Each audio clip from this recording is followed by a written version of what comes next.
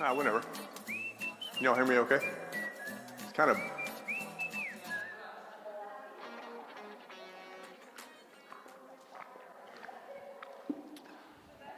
Do you need me to keep talking? Benjamin. Check, check, check. Are we live? Excellent. So people online can hear me, in theory. Hello to everybody online. Bum, bum, bum, bum, bum, bum, bum, bum. Do, do, do, do, do, do, do.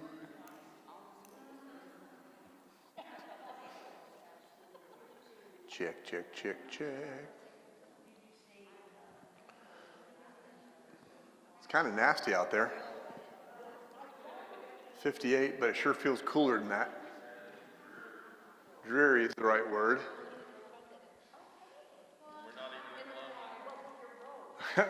I know. At least we'd have fun accents if we were in London.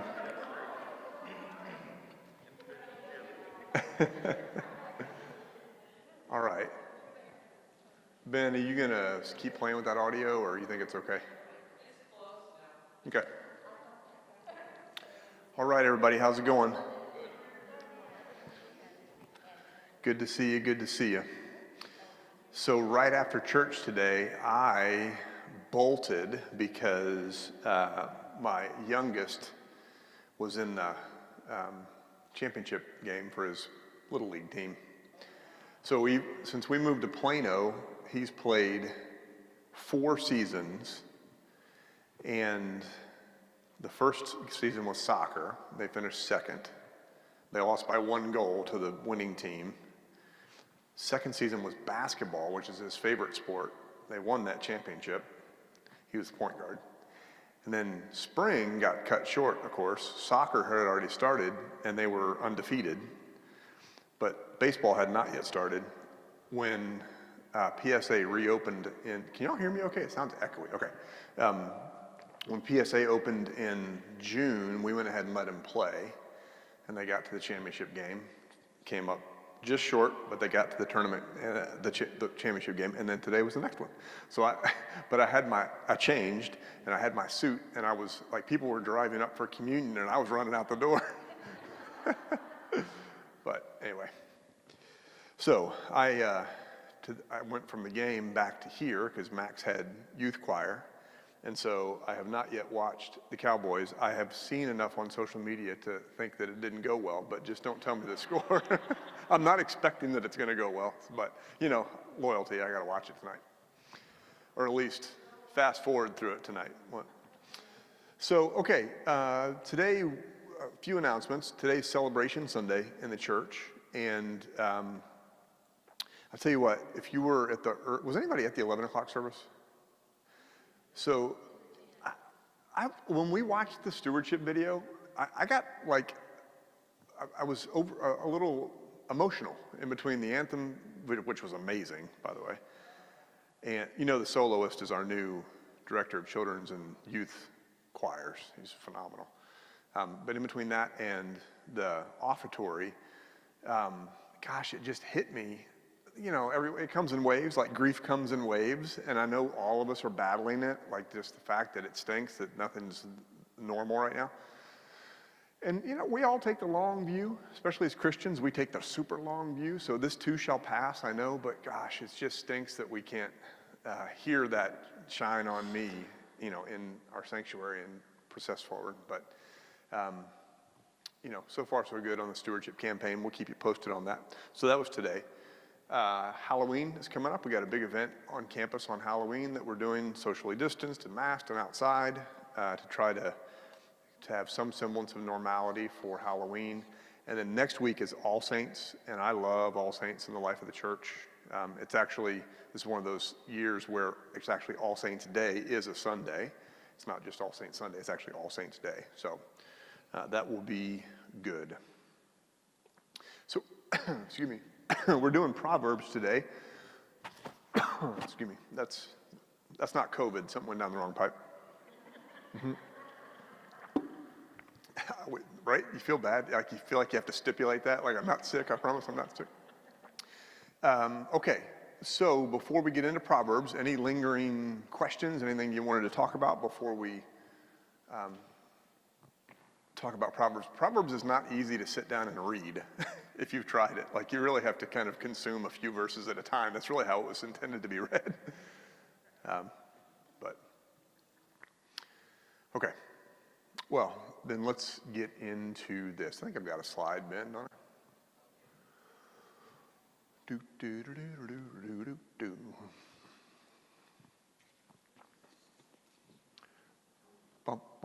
Because the first thing I want to read is that if you can't read that, don't worry, it's available. Reagan will email it, or it's on the website or something, right? Electronically, we can get it out to him somehow. And Reagan is driving today. If I say hi, Reagan. Thank you. Hello to everybody online. So the definition of wisdom. So Proverbs is wisdom literature, clearly. Job, a couple weeks ago, was technically wisdom literature, although it's a little bit different. Proverbs is kind of the quintessential wisdom literature, along with Ecclesiastes.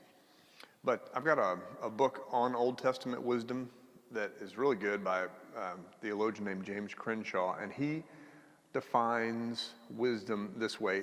It's the reasoned search for specific ways to ensure personal well-being in everyday life. So it's using reason, which is not the same thing as intelligence necessarily. They're related, but they're not synonyms. The reasoned search for specific ways to ensure personal well-being in everyday life. To make sense of extreme adversity and vexing anomalies, like, life comes at you fast, and there's weird stuff in life. And to transmit this hard-earned knowledge so that successive generations will embody it, right?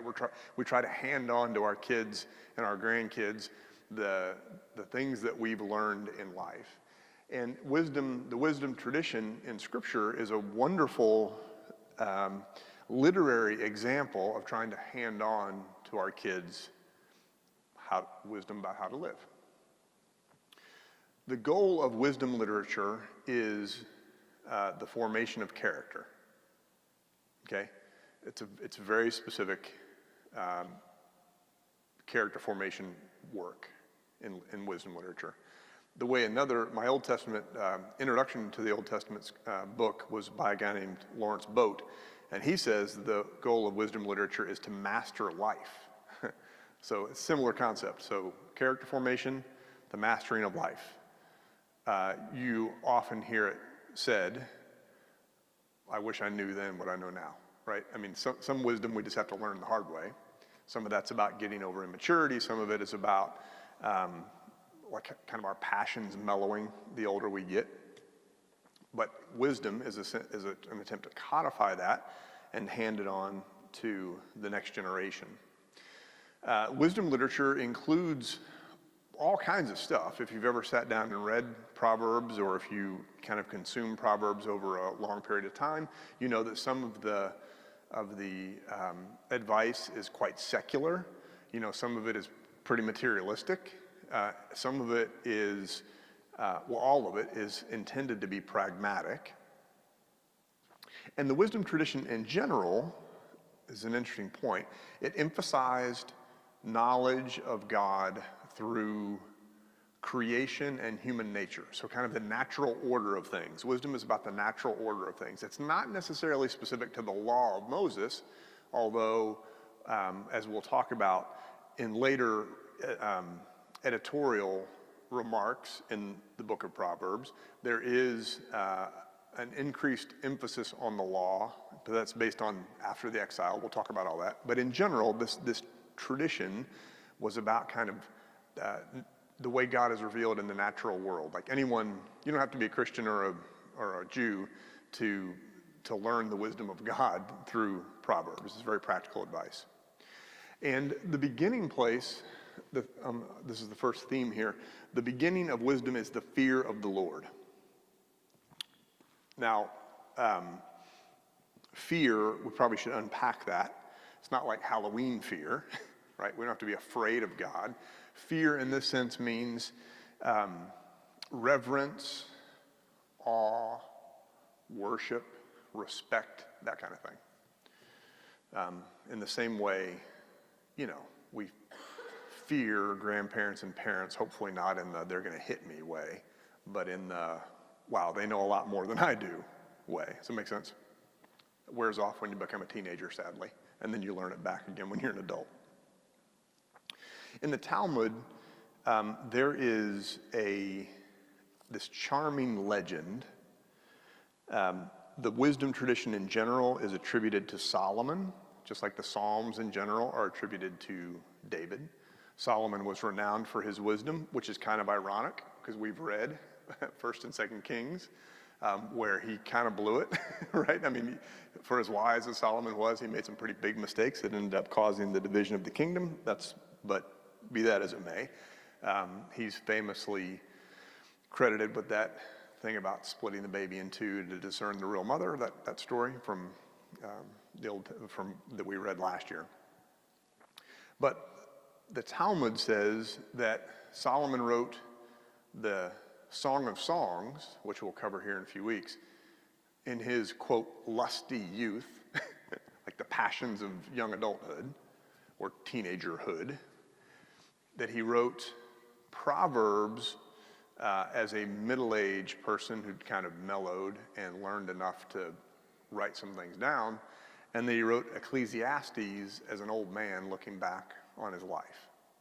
I think that's pretty cool. That's a pretty cool way to understand it. Now, the reality is Solomon was not Solomon didn't sit down and write these 3 books in the way that we think of authorship today, but they are attributed to him based on his reputation. The book of Proverbs includes some sayings, some wisdom that date as far back as the Sumerians in 3000 BC. So this is some of the Proverbs that are common to this much more ancient civilization. And it's clear that in the ancient Near East, there was some sharing of sources and sharing of stories and sharing of wisdom, and that in Solomon's reign, they collected some of that. Some of it's new to Solomon, and then a fair amount is recorded later, and the book itself tells us that it was recorded later. We'll get to that. The stuff that's not from the era of Solomon was probably authored primarily by this class of people called sages.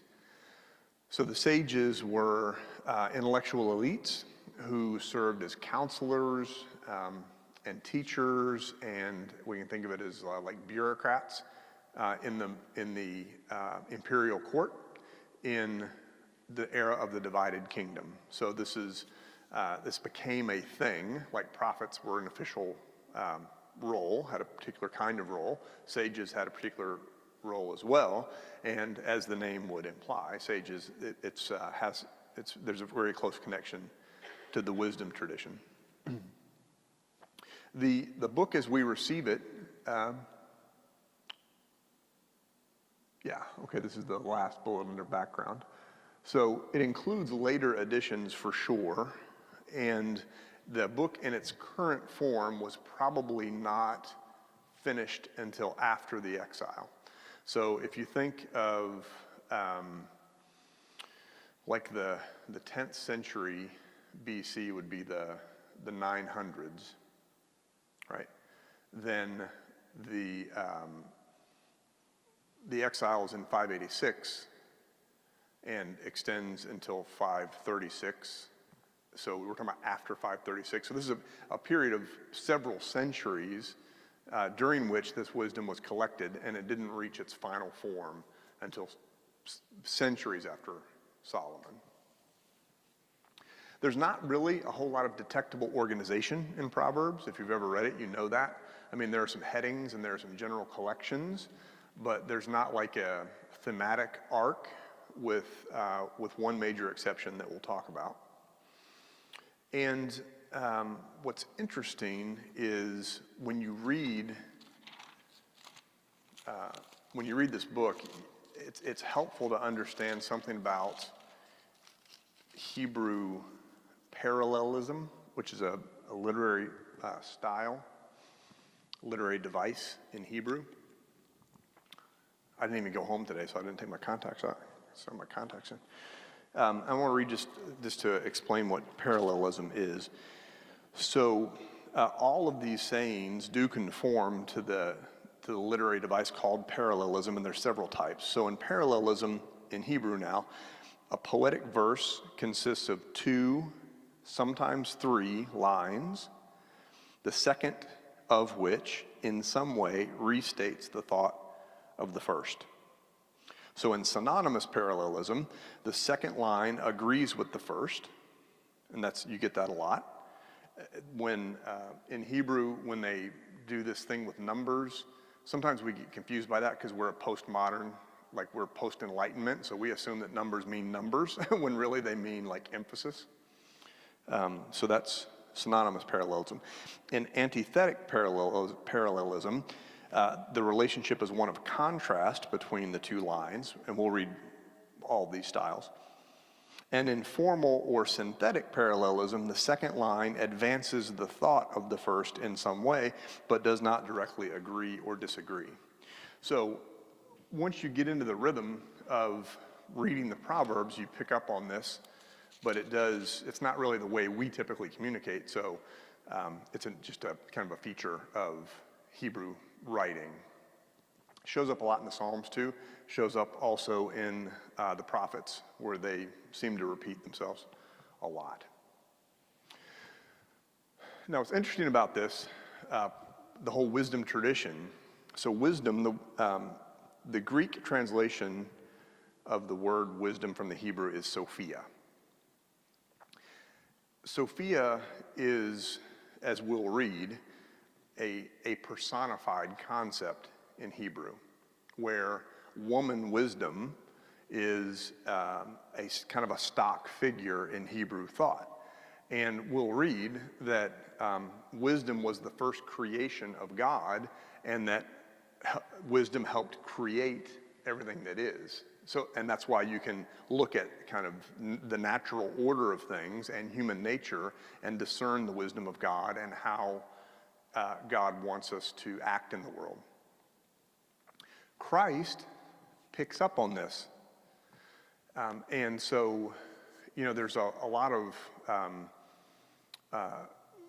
studies of the way in which gender functions in the Old and New Testament is an interesting discipline, because in Matthew's gospel, there's a very famous passage that I'm sure all of you know, where Jesus says, "Come to me, all you who are weary and heavy laden, and I will give you rest," right? We all know that passage. Well, that is a direct citation of something that woman wisdom says in the book of Sirach, which is that's in the Apocrypha, it's not in our Old Testament, but it's in this same tradition. So Jesus himself kind of takes on the role of Sophia, which is fascinating, I think. And then in John's gospel, the best book ever written, in the prologue, in the beginning was the Word, and the Word was with God, the Word was God. Logos in Greek is essentially a synonym in some ways for Sophia.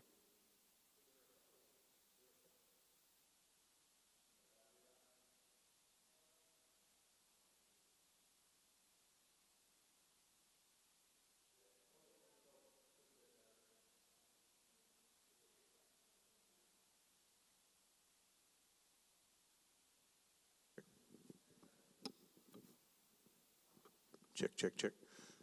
Okay, where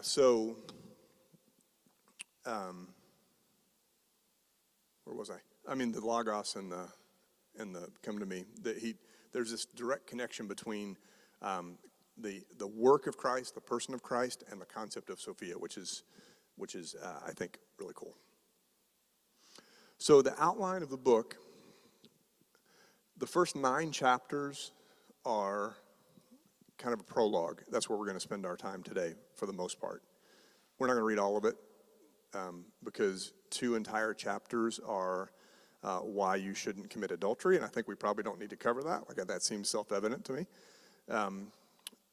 But the way it's arranged and the things it emphasizes and some of the sayings in it are probably the work of a of a post-exilic author that pushes us in the direction of associating the law with wisdom. I'll come back to that and talk about why here in a minute. There's a whole big collection that are called the Proverbs of Solomon, and we're not going to dissect any of that. Some of them undoubtedly are. Some of them are sages from a later period, but they're all attributed to him. That's 10 to 22. Then there are a couple of chapters that say they're not necessarily Solomon. It's just the sayings of the wise. And then there's a section of several chapters that says they're the Proverbs of Solomon recorded under Hezekiah. Well, Hezekiah lived 2 centuries later. So this is most likely wisdom that has accumulated in the divided kingdom after Solomon that they attribute to Solomon. It's very similar to the way a later author in the New Testament period attributes stuff to Paul, even though it's dealing with a different set of circumstances, as we've talked about a couple times now. And then there are 2 chapters that are sayings of those 2 guys, Agur and Lemuel, and we don't know who those people are. They're unknown to history, but they obviously are not Solomon, so this is a collection of work that's beyond just the work of Solomon. So the reason that the post-exilic distinction is important is because before the exile, Jewish piety, Jewish religious life really functioned around the sacrifices in the temple. But once the temple was destroyed and God's people were in exile in Babylon, then religious life obviously couldn't be centered around the temple. So there was an increased emphasis then on following, you always had to follow the law, but that really became the focus of religious life in the context of the synagogue. So it shifts from temple and sacrifice to synagogue and law. And really that's the way it's been ever since. Since the exile, there have been more Jews who do not live in the Holy Land than do, right? So that's a pretty significant shift that happens relatively early in the life of our Jewish brothers and sisters that carries on to this day. As far as the themes, we've talked about fear of the Lord. We've talked about character formation through a wide variety of topics. And that list of topics includes the relationship between parents and children. You get a lot about that, like how to raise your kids. You get a fair amount about the contrast between the just and the wicked. You get a lot of talk about the value of good friends and a loving wife. There's a fair amount about the civic virtues of honesty, generosity, justice, and integrity, and self-control. Like civic virtues meaning this is the way these values are important in the context of the way we live our lives together. We get a fair amount about the proper use of speech and the beauty of silence, which is awesome. Some of the best Proverbs are about that. Talk less, smile more. It's always a Hamilton quote. There's always a Hamilton quote. Then there is a fair amount about stewardship. This is not on your slide. There's a lot about manners and proper behavior. Also, that kind of ties into the civic virtues. And then there's the concept of wisdom contrasted with folly. So the wise do this, a fool does this. The wise act this way, a fool does this such and such thing. And there are 2 different stock characters in Proverbs, woman wisdom and woman folly. So, with all that as background, we'll turn to Proverbs unless anybody's got thoughts or questions about any of that.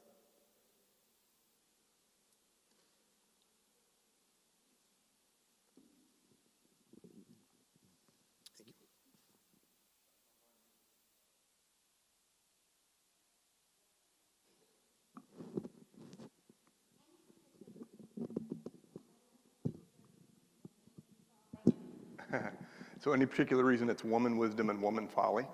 My wife may be watching, so woman wisdom is obvious, right? Of course, wisdom would be personified as a woman. No, we don't know why. Now, some scholars would surmise that has something to do with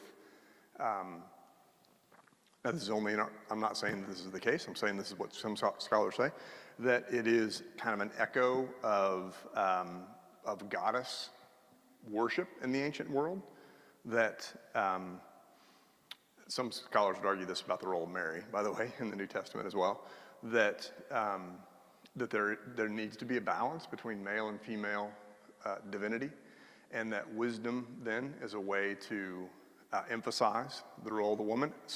Some scholars would say that there's a very strong kind of Jewish mother tradition, that women were the keepers of knowledge, that, you know, kind of the stereotypes of the role of moms versus dads.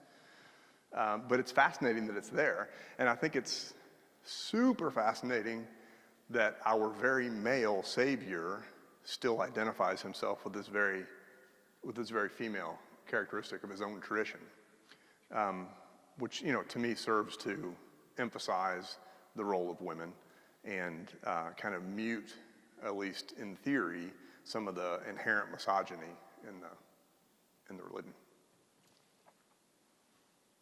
Okay.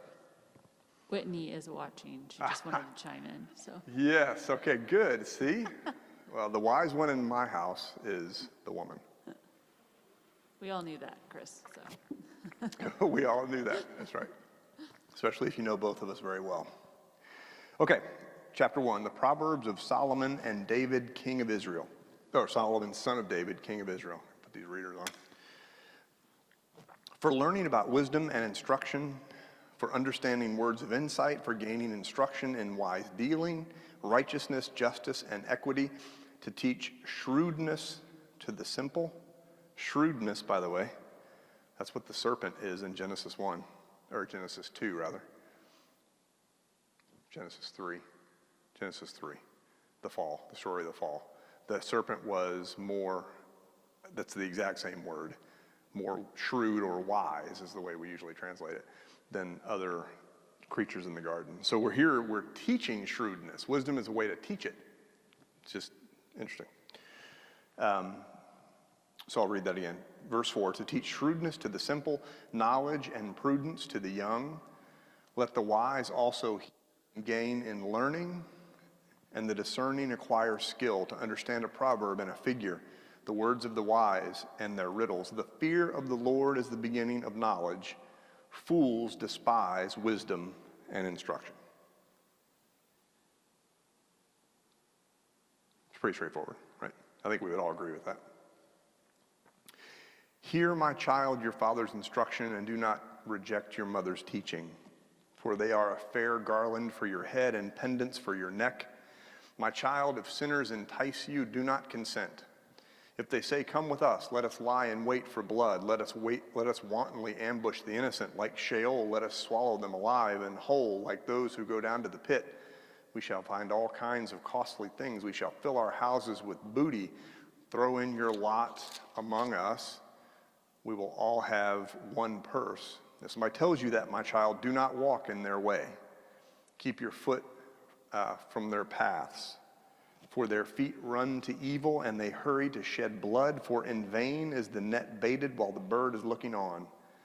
Yet they lie in wait to kill themselves, and set an ambush for their own lives. Such is the end of all who are greedy for gain. It takes away the life of its possessors. Here's wisdom personified. Wisdom cries out in the street. In the squares, she raises her voice. At the busiest corner, she cries out. At the entrance of the city gates, she speaks. How long, O simple ones, will you love being simple? How long will scoffers delight in their scoffing and fools hate knowledge? Give heed to my reproof. I will pour out my thoughts to you. I will make my words known to you, because I have called and you refused, have stretched out my hand and no one heeded, and because you have ignored all my counsel and would have none of my reproof, I also will laugh at your calamity. I will mock when panic strikes you, when panic strikes you like a storm and your calamity comes like a whirlwind, when distress and anguish come upon you. Then they will call upon me, but I will not answer. They will seek me diligently, but will not find me, because they hated knowledge and did not choose the fear of the Lord. Would have none of my counsel and despised all my reproof. Therefore they shall eat the fruit of their way and be sated with their own devices. For waywardness kills the simple, and the complacency of fools destroys them. But those who listen to me will be secure and will live at ease without dread of disaster. There's a strong tradition all throughout Scripture of the importance of choices. So there's a very famous passage in Deuteronomy where Moses says, I have set before you blessings and curses, life and death. Choose life. Jesus says much the same thing. Wide is the path that leads to destruction, right? And many choose it. That's a very strong strain of our faith. And what wisdom is saying, the wisdom tradition is saying, is that you can choose to be a fool, or you can choose to be wise through the fear of the Lord. If you choose to be a fool, you are condemning yourself, right? God doesn't need to punish you. You're going to punish yourself by being a fool. That'll preach. It's a little harsh, but that'll preach. My child, if you accept my words and treasure up my commandments within you, making your ear attentive to wisdom and inclining your heart to understanding, if you indeed cry out for insight and raise your voice for understanding, if you seek it like silver and search for it as for hidden treasures, then you will understand the fear of the Lord and find the knowledge of God. For the Lord gives wisdom from his mouth, for the Lord gives wisdom, semicolon. From his mouth come knowledge and understanding. He stores up sound wisdom for the upright. He is a shield to those who walk blamelessly, guarding the paths of justice and preserving the way of his faithful ones. Then you will understand righteousness and justice and equity, every good path. For wisdom will come into your heart, and knowledge will be pleasant to your soul. Prudence will watch over you, and understanding will guard you. It will save you from the way of evil, from those who speak perversely, who forsake the paths of uprightness to walk in the ways of darkness, who rejoice in doing evil and delight in the perverseness of evil. Those whose paths are crooked and who are devious in their ways. You will be saved from the loose woman, from the adulteress with her smooth words. There's a close tie, by the way, to woman folly with that. Who forsake the partner of her youth and forgets her sacred covenant, for her way leads to death and her paths to the shades. Those who go back to her never come back, nor do they regain the paths of life. Therefore, walk in the way of the good and keep to the paths of the just. For the upright will abide in the land, and the innocent will remain in it. But the wicked will be cut off from the land, and the treacherous will be rooted out of it. So, you can hear this is like a parent passing on the way to right living to their kids. It's designed that way. It's one of the key parts of Crenshaw's definition there, to transmit this hard-earned knowledge so that the successive generations will embody it. Now, we all know that it's a little more complicated than this, right? That even if you do all the right things, you don't always get good. And so Job, in the wisdom tradition, has given us the kind of the counterpoint, softens the directness of this notion that if you do good, you get good, you do bad, you get bad. But having said that, all of us know intuitively, inherently, and want to pass on to our kids that there is a right way to live and there is a wrong way to live. And the wise person chooses the right way to live. And for all of us who are faithful, we know then that the beginning of that wisdom is reverence for God, right? That's the whole point of the faithful life. Okay, chapter 3. My child, do not forget my teaching. This is still wisdom talking. But let your heart keep my commandments, for lengths of days and years of life and abundant welfare they will give you. Do not let loyalty and faithfulness forsake you. Bind them around your neck. Write them on the tablet of your heart, so you will find favor and good repute in the sight of God and of people. Trust in the Lord with all your heart, and do not rely on your own insight. In all your ways acknowledge him, and he will make your paths straight. Fear the Lord and turn away from evil. It will be a healing for your flesh and a refreshment for your body. Honor the Lord with your substance and with the first fruits of all your produce.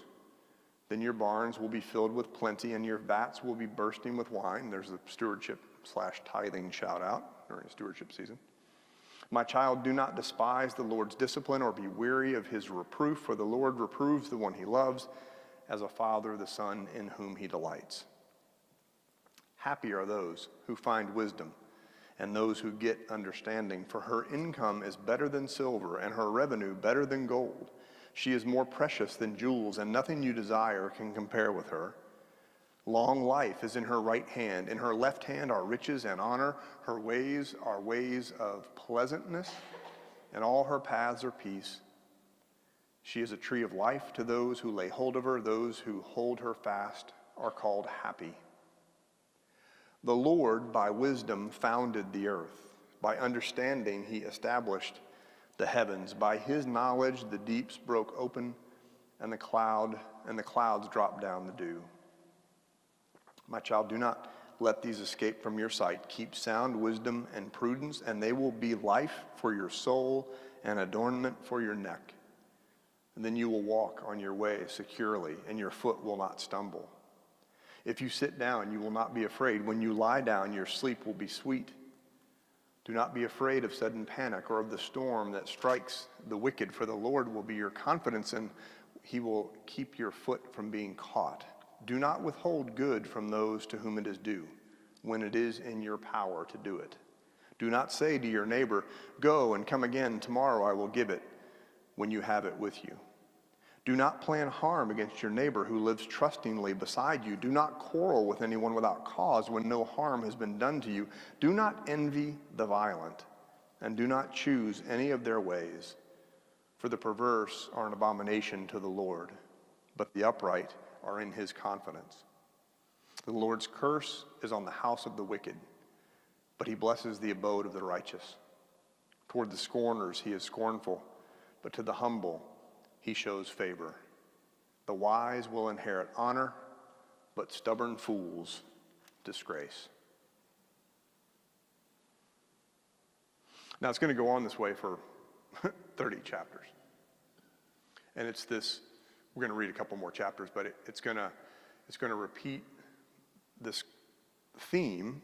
Really, it's the only organizing theme of Proverbs, that wisdom is the way of life, folly, foolishness is the way of death. Wisdom is the way of fulfillment. Folly or foolishness is the way of discontentedness. Again, there's a counterpoint to Job, that it is sometimes the case that those who choose something other than the path of God succeed in this life. That's true. And Job's answer to that is, don't let the exception lead you to change the way you live, because that is the exception. There are some things that are above our pay grade. As Christians, we believe that there is actually an eternal component to this, that what does not get put right in this life will get put right in the life to come. They didn't have that context here. But there's a strong emphasis on right living. And I think all of us would agree that that's an important role of religion, of the faith, of being a follower of God, is doing what God considers to be the righteous thing. It's so important to read Proverbs knowing that Job exists. Because we all know of exceptions to the rule. But none of us would teach our kids to act like the exceptions to the rule. Okay. Chapter 4. My chapter here is 27 verses. It's called Parental Advice. Listen, children, to a father's instruction, and be attentive that you may gain insight. For I give you good precepts. Do not forsake my teaching. When I was a son with my father, tender, and my mother's favorite, He taught me and said to me, let your heart hold fast to my words, keep my commandments and live. Get wisdom, get insight. Do not forget, do not turn away from the words of my mouth. Do not forsake her, and she will, this is woman wisdom, and she will keep you. Love her, and she will guard you. The beginning of wisdom is this: get wisdom. And whatever else you get insight. Prize her highly, and she will exalt you. She will honor you if you embrace her. She will place a garland on your head, a fair garland. She will bestow on you a beautiful crown. Hear, my child, and accept my words, that the years of your life may be many. I have taught you the way of wisdom. I have led you in the paths of uprightness. When you walk, your step will not be hampered, and if you run, you will not stumble. Keep hold of instruction. Do not let go. Guard her, for she is your life. Do not enter the path of the wicked, and do not walk in the way of evildoers. Avoid it. Do not go on it. Turn away from it and pass on, for they cannot sleep unless they have done wrong. They are robbed of sleep unless they have made someone stumble. For they eat the bread of wickedness and drink the wine of violence. But the path of the righteous is like the light of dawn, which shines brighter and brighter until full day. The way of the wicked is like deep darkness. They do not know what they stumble over. Right? Isn't that good? That's good stuff. That's worth memorizing there. My child, be attentive to my words and incline your ear to my sayings. Do not let them escape from your sight. Keep them within your heart, for they are life to those who find them and healing to all flesh. Keep your heart with all vigilance, for from it flows the springs of life. Put away from you crooked speech and put devious talk far from you. Let your eyes look directly forward and your gaze be straight before you. Keep straight the path of your feet, and all your ways will be sure. Do not swerve to the right or to the left. Turn your foot away from evil. It's interesting. So there's not really another book that is just a litany of do's and don'ts in life. I mean, there's Leviticus's laws, but some of those are pretty kind of esoteric at this point. And there's just a lot of details in there that don't apply to us anymore. The Sermon on the Mount is sets an incredibly high bar, but again, it's, love your enemy, turn the other cheek. It's not as practical. It's not as earthy as this. It's not as repetitive as saying, choose the good, choose the good, choose the good. Don't be a fool, don't be a fool, don't be a fool. So chapter 5, 6 and 7, we're going to skip all three of those. A couple of those are about avoiding adultery, and again, probably don't need to belabor that point. So chapter 8.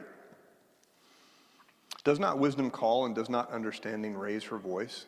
On the heights beside the way, at the crossroads, she takes her stand. Beside the gates in front of the town, at the entrance of the portal, she cries out. This is woman wisdom again. To you, O people, I call, and my cry is to all that live. O simple ones, learn prudence. Acquire intelligence, you who lack it. Hear, for I will speak noble things, and from my lips will come what is right. From my mouth will utter truth. Wickedness is an abomination to my lips. All the words of my mouth are righteous. There is nothing twisted or crooked in them. They are all straight to one who understands, and right to those who find knowledge. Take my instruction instead of silver, and knowledge rather than choice gold, for wisdom is better than jewels, and all that you may desire cannot compare with her. I, wisdom, live with prudence, and I attain knowledge and discretion. The fear of the Lord is hatred of evil. Pride and arrogance, and the way of evil and perverted speech, I hate. I have good advice and sound wisdom. I have insight, I have strength. By me, kings reign. Obviously, the model is Solomon. And rulers declare or decree what is just. By me, rulers rule, and nobles, all who govern rightly. I love those who love me, and those who seek me diligently find me. This will come up again also. Seek, and it shall be given you, right? I mean, Jesus is clearly well-versed in the wisdom tradition of his own tradition. Riches and honor are with me, enduring wealth and prosperity. My fruit is better than gold, even fine gold, and my yield than choice silver. I walk in the way of righteousness along the paths of justice, endowing with wealth those who love me and filling their treasuries. Okay, again, keep in mind Job. There's a counterpoint. The Lord created me at the beginning of his work, the first of his acts of long ago. So wisdom is written into the order of creation because wisdom was the first creation. It's a very interesting theology. John 1:1, in the beginning was the Word, and the Word was with God. And in that case, the Word was God. Ages ago I was set up at the first before the beginning of the earth, when there was no depth, when there were no depths I brought forth, when there were no springs abounding with water, before the mountains had been shaped, before the hills I was brought forth, when he had not yet made earth and fields or the world's first bits of soil, when he established the heavens, I was there, etc., etc., etc. Skip down to chapter 9. Wisdom has built, now it goes to third person. Wisdom has built her house. She has hewn her 7 pillars. She has slaughtered her animals. She has mixed her wine. She has also set her table. She has sent out her servant girls, and she calls from the highest places in the town, you that are simple, turn in here. To those without sense, she says, come, eat of my bread and drink of the wine I have mixed. Lay aside immaturity and live and walk in the way of insight. Whoever corrects a scoffer wins abuse. Whoever rebukes the wicked gets hurt. A scoffer who is rebuked will only hate you. The wise, when rebuked, will love you. Give instruction to the wise, and they will become wiser still. Teach the righteous, and they will gain in learning. The fear of the Lord, have you picked up on this yet? The fear of the Lord is the beginning of wisdom, and the knowledge of the Holy One is insight. For by me your days will be multiplied, and years will be added to your life. If you are wise for yourself. If you scoff, you alone will bear it. The foolish woman is loud. He's not talking about a woman here. Okay? We're going to read what is a very famous passage that's often misunderstood here in a minute. But he's not talking about how to choose your mate for us guys. The foolish woman is loud. She is ignorant and knows nothing. She sits at the door of her house on a seat at the high places of the town, calling to those who pass by, who are going straight on their way. You who are simple, turn in here. And to those without sense, she says, stolen water is sweet, and bread eaten in secret is pleasant. But they do not know that the dead are there, that her guests are in the depths of Sheol. So the idea here is that you've got this way of living that's personified by woman wisdom. You've got this way of living that's personified by woman folly, and that they both are trying to woo you, and you're clearly better off following woman wisdom. But the fools and the scoffers and the violent and the prideful and the arrogant, they're all going to try and get you to go along with them. That's the path of death and destruction and folly. Follow the righteous, the selfless, the ones who care about somebody other than themselves. That's what woman wisdom personifies. And we're going to come to it at the very end of Proverbs. The ode to a good wife is actually an ode to woman wisdom. How are we doing online? We don't really have any questions so far. Of course, Jack wanted to know if you had a favorite, probably chapter in Proverbs, or maybe a favorite verse from Proverbs. Yeah, that's good. So I really do love the first chapter of Proverbs. I think it really sets the tone for what wisdom is all about and what foolishness is all about.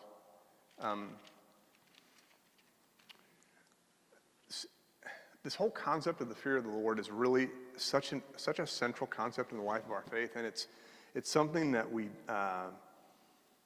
it's hard to unpack to modern people, to a postmodern audience, because we have all this kind of connotation about hellfire and brimstone But that's not what it's about. What it's about is a healthy respect and awe for God, which then translates into not just a willingness, although willingness is a good starting place, but a desire to follow the paths of God. There's a good, Dave Ramsey always quotes a proverb, train up a child in the way he should go, and things will turn out great for him, whatever the paraphrase is of that. And I think that there's a lot of wisdom in that, you know. All of us who raise our kids and grandkids in the church desire that. We all know that the world is going to give them two very different visions of how to live. And the art, not the trick, the art of parenting, and certainly the art of parenting a faithful child, is getting them to inherently see the value of the path of wisdom, even when it's the hard way. We all know this. You're all parents and grandparents, or at least parents, most of you grandparents. Or you have a child in your life that you love, niece, nephew, whatever. It's essential stuff. Okay, Ford Griffith wants to know, how does this wisdom compare with knowledge from the tree in the garden? Oh, man. That's a good question. So,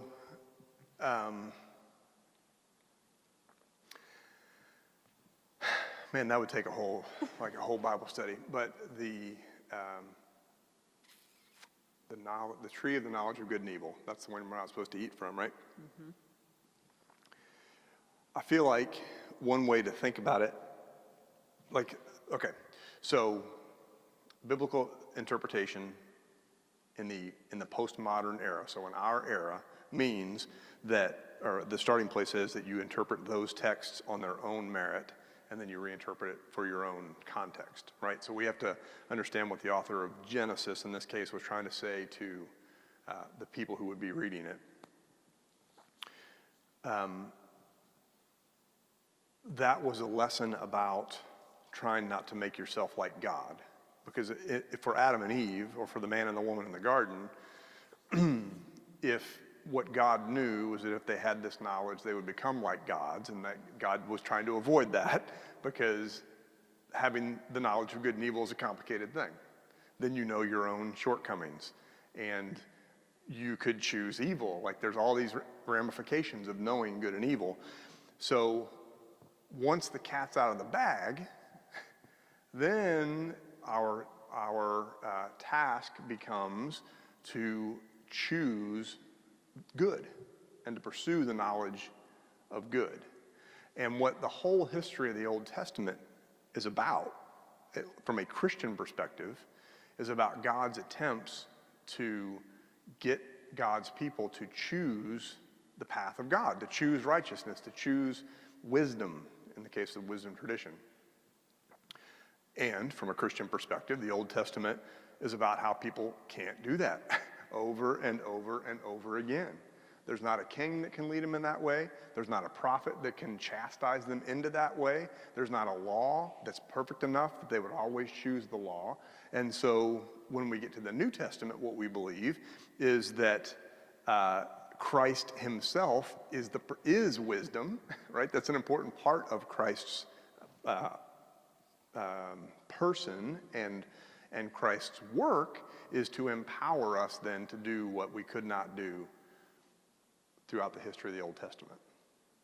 Now, let me say really clearly, that is the Christian interpretation. So I would not tell my Jewish friends that they are incapable of following the law because they haven't accepted Christ. Like, that's a whole separate, interreligious dialogue is an entirely separate conversation. I'm saying for us, what we believe is that our faith in Christ gives us access to the Holy Spirit that then empowers us to choose the good. That's a long way to go from Genesis to the New Testament. Yes, I can't. That was a great question. I can't type that, so I'm just going to say, watch the video again.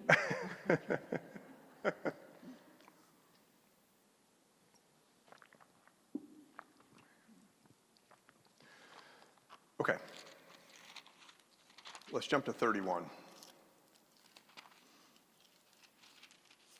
The very end, beginning in the 10th verse. So the heading here for me says Ode to a Capable Wife, and all of your translations probably have some similar wording around that. There are a couple of places in Scripture where we read things pretty differently than the author intended as a result of the tradition. I would say one example of that is 1 Corinthians 13, which ends up being Reagan. That's our love passage for weddings, right? It's a beautiful passage. It's a beautiful passage about divine love. It's not about romantic love. It's a great model, but it's not really, Paul didn't really intend that to be the wedding chapter, you know? Paul didn't even think we should get married, right? I mean, he said, well, that's a whole separate thing.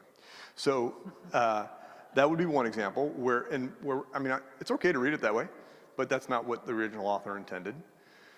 I would say that another example is going to be the Song of Songs. There was a long tradition in the church where the church equated the overtly Jack's on, but the overtly romantic tenor of the Song of Songs, which is absolutely intended to be about romantic love between a woman and a man, we've spiritualized to be Christ and his church, which again, that's an interpretation, that's fine, but that's not what Solomon meant when he was writing it as a 17-year-old, you know, couldn't keep his eyes off of the Queen of Sheba or whatever. And then this would be another example of that. So some people read this as kind of the recipe for being a good wife. But keep in mind, if you want to read it that way, I mean, that's fine. But this is in the context of a book that personifies wisdom, and if in this personification, wisdom is your mate for your life, not like your mate, but like your companion throughout your life, then this is what wisdom does for you in your life. So here we go.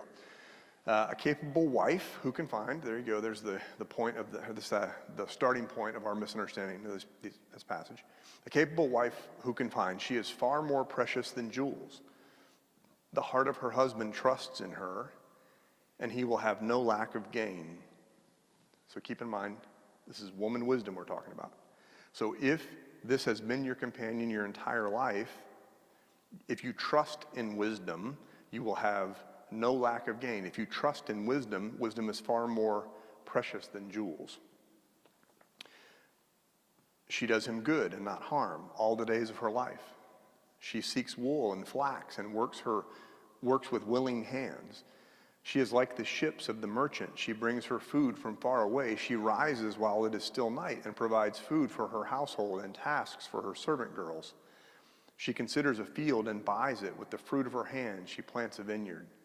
She girds herself with strength and makes her arms strong. She perceives that her merchandise is profitable. Her lamp does not go out at night. She puts her hands to the distaff, and her hands hold to the spindle. She opens her hand to the poor and reaches out her hands to the needy. She is not afraid for her household when it snows, for all her household are clothed in crimson. She makes herself coverings. Her clothing is fine linen and purple. Her husband is known in the city gates, taking his seat among the elders of the land. She makes linen garments and sells them. She supplies the merchant with sashes.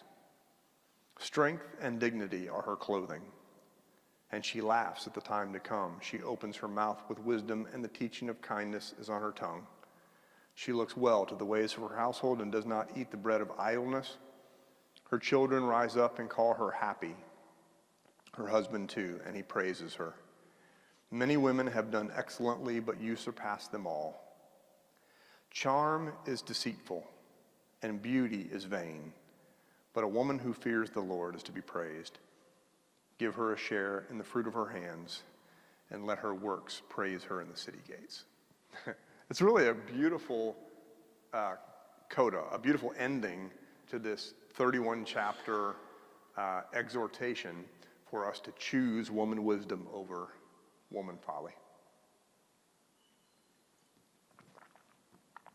Okay, we're right at 6 o'clock. Any last thoughts or questions? None on here. Okay. I'm going to go back to Buechner. This is a great reading from Buechner. It's called Grace. Before I read this, here's why this is on my mind. I've got a group of guys that I meet with, kind of mutual spiritual support, not pastors and not church members. And one of our exercises this week was, I'm the only pastor in the group, and it's, what do you believe about God? I'm like, oh my God, how much time do we have?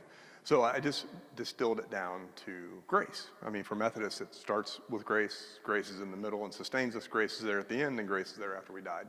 And so I found this about grace from Buechner. So this is how we'll close. After centuries of handling and mishandling, most religious words have become so shop-worn that nobody's much interested anymore. Not so with grace, for some reason. Mysteriously, even derivatives like gracious and graceful still have some of the bloom left. Grace is something you can never get, but only be given.